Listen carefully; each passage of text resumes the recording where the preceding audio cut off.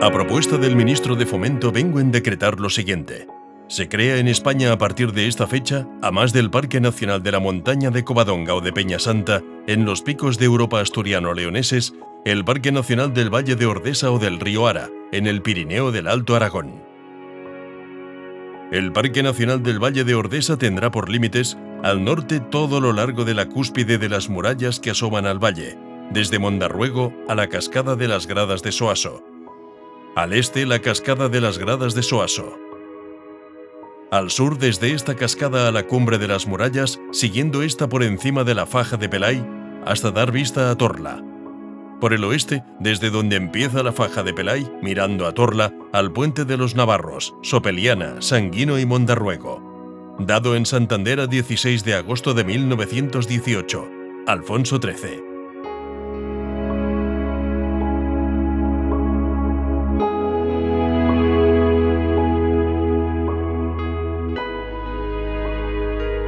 La singularidad del entorno de este valle pirenaico dio lugar a su reclasificación y ampliación en el año 1982, quedando también incluido en el Parque Nacional el macizo de Monteperdido o de las Tres Sorores o Treserols, que está considerado el macizo calcáreo más alto de Europa, así como los cañones de Añisclo y Escuaín y el Valle de Pineta.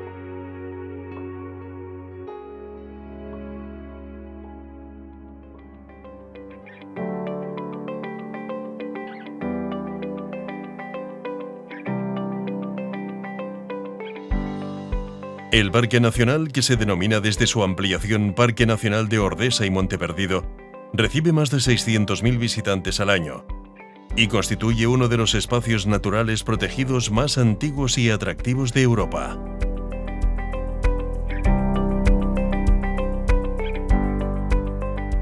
Sustenta una flora singular y contiene una de las mejores representaciones de los ecosistemas pirenaicos, por lo que forma parte desde 1977 de la Reserva de la Biosfera de Ordesa-Viñamala de UNESCO.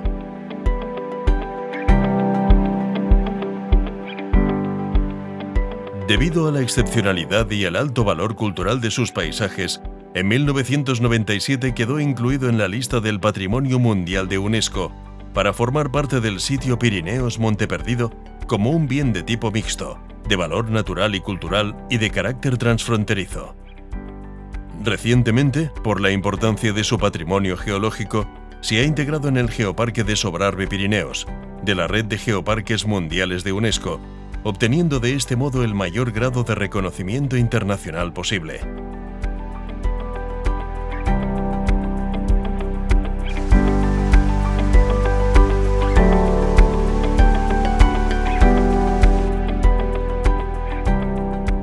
El carácter calcáreo de su sustrato, su gran altitud y el modo peculiar en que el hielo y el agua han labrado su relieve, hacen de Ordesa y Monteperdido un escenario natural extraordinario.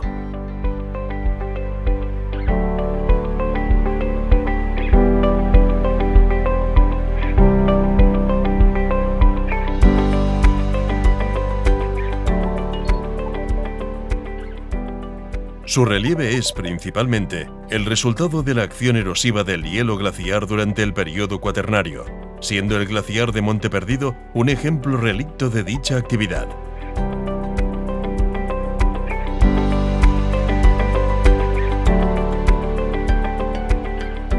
Por estas montañas fluye hoy en día el agua de la lluvia y del deshielo, formando arroyos, cascadas o remansarse en el ibón de Marboré.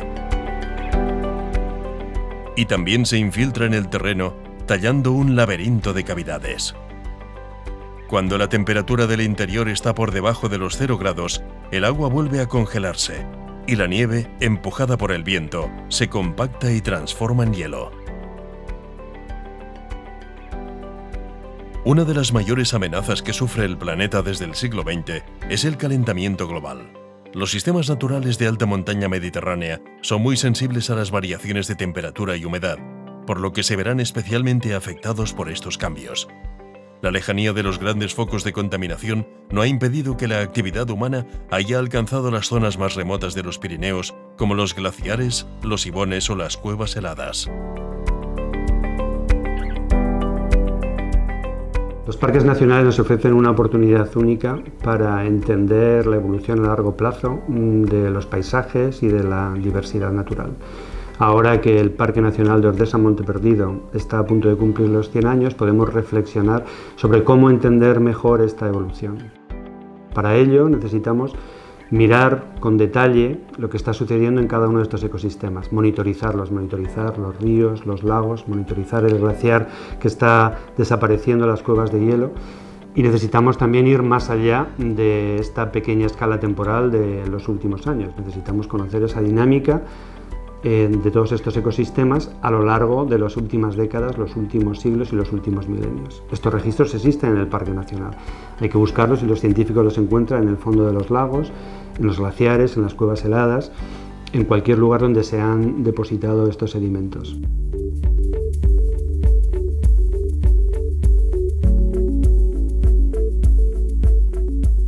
A continuación vamos a mostrar el impacto de las actividades humanas en este parque nacional y cómo la investigación que se está desarrollando nos permite entender el pasado reciente, el funcionamiento actual y la respuesta de estos sistemas naturales.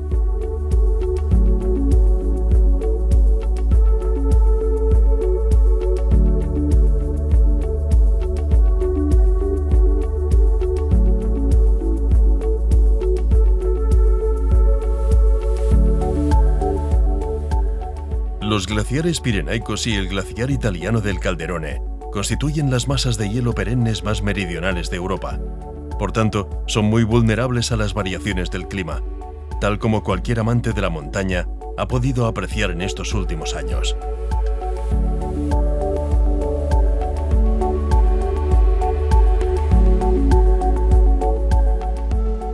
Estamos en Aínsa, en el centro de visitantes del Geoparque de Sobrarbe, donde un buen conocedor del Pirineo nos va a informar de algunos de estos cambios.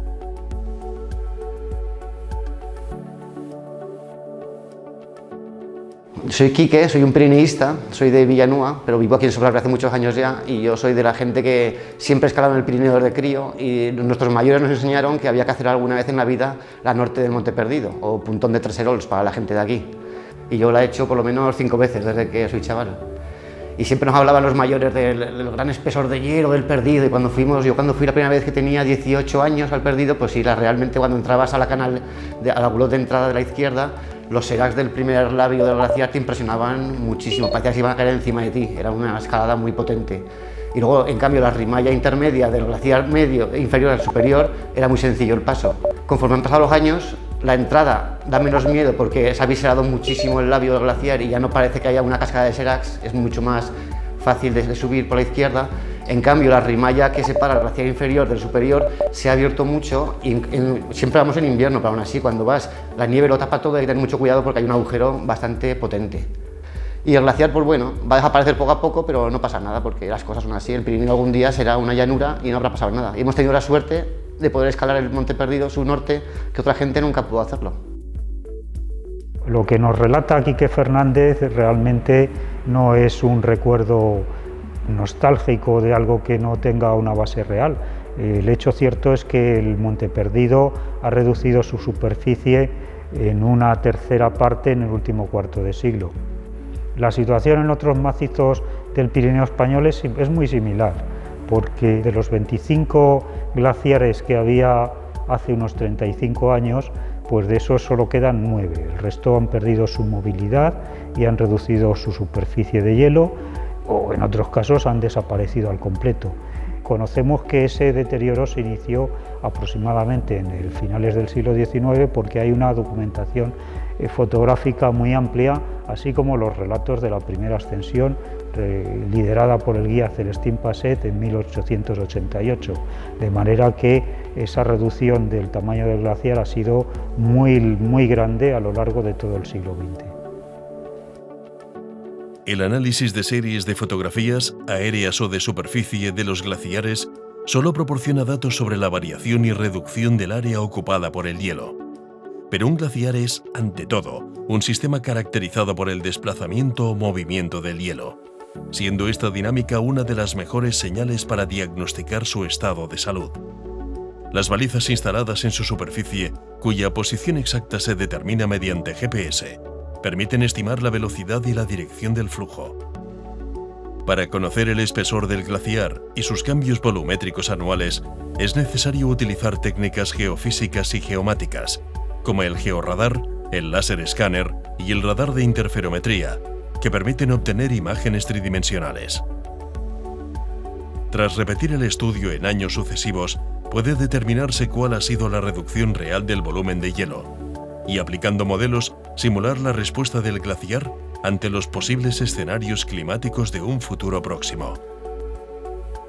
Este bello glaciar de los Pirineos tiene sus días contados, pero el hielo que lo forma posee una importante información paleoambiental, que sería preciso recuperar antes de que se derrita.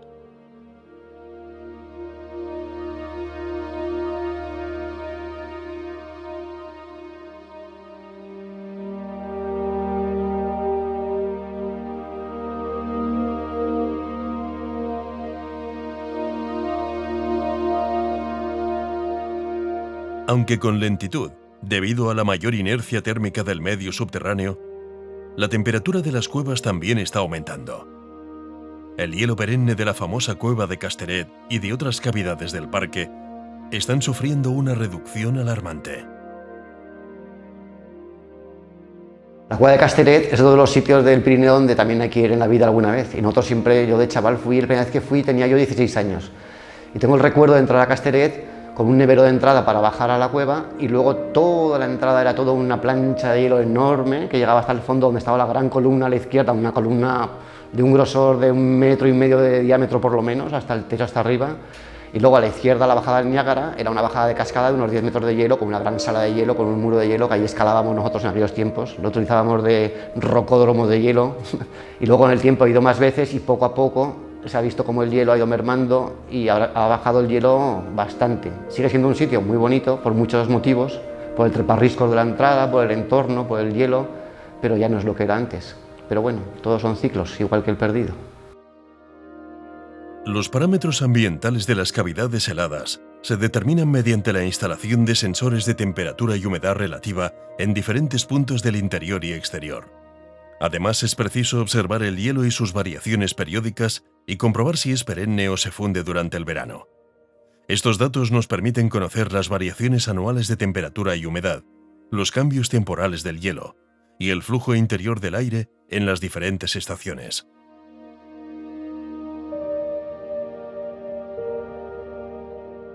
La medida continuada en el tiempo de los parámetros en la cavidad permitirá establecer cuantitativamente el impacto real que el calentamiento global tiene en este medio subterráneo. Además, el hielo perenne de la cueva contiene importante información paleoclimática, que se obtiene tanto del análisis de los granos de polen y restos vegetales incluidos en el depósito, como de la composición isotópica del propio hielo. Estos datos, junto con las dataciones radiocarbónicas del depósito, aportarán nuevos conocimientos sobre las condiciones ambientales previas a la revolución industrial.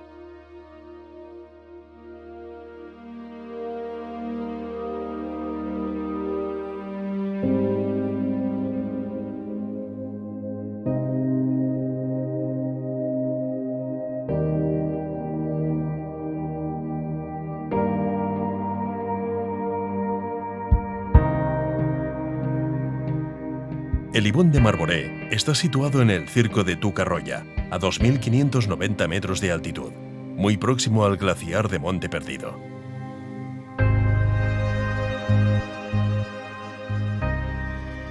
Desde hace más de 14.000 años, el Ibón ha sido testigo de la evolución climática y ha guardado en su fondo la información de los cambios ambientales ocurridos.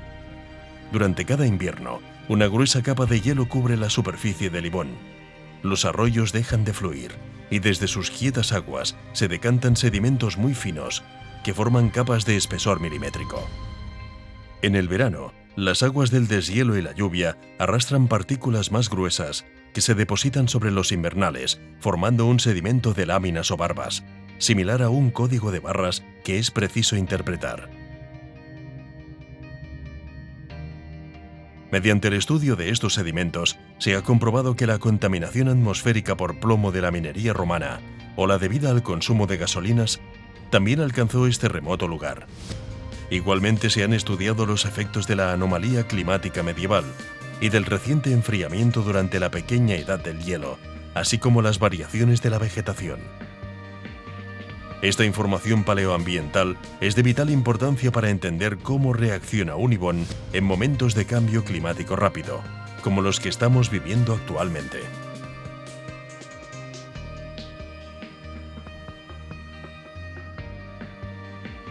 Los recientes proyectos de investigación han permitido obtener datos de la composición química de las aguas y se ha iniciado un registro continuo de datos de temperatura a varias profundidades.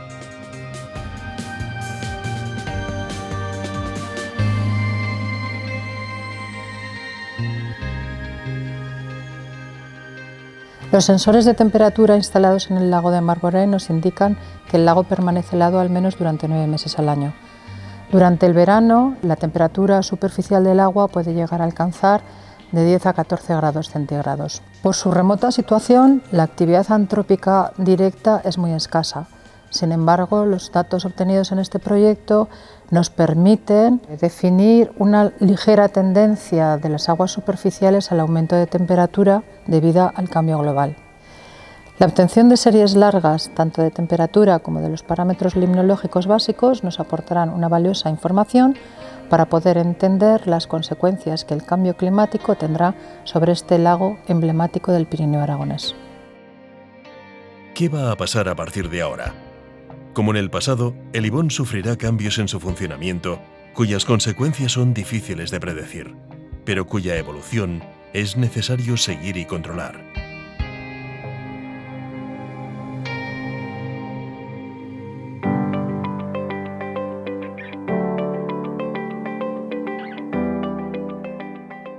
Hemos visto cómo el hielo y los sedimentos guardan una información paleoambiental valiosa, y cómo el propio calentamiento global pone en peligro crítico la obtención de esta información en los registros de hielo.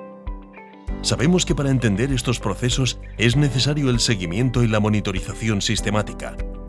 Y sabemos también que solo mediante la comparación de los datos actuales con los deducidos del pasado cercano, podemos entender lo que está ocurriendo. Todas estas herramientas y datos nos ayudarán a tomar las medidas de conservación y adaptación más adecuadas ante este futuro incierto. Los parques nacionales son lugares que fueron escogidos por sus altos valores naturales, tanto de su geología, de su flora, la fauna y los paisajes que formaban en conjunto. Y también podemos decir que estos lugares son donde la naturaleza brilla con luz propia. Estos lugares también son laboratorios a tiempo real, donde nos sirven a los investigadores para medir la incidencia de los cambios climáticos y sobre todo del cambio global. A partir de estos estudios podemos sacar indicadores de cómo cambian todos estos ambientes.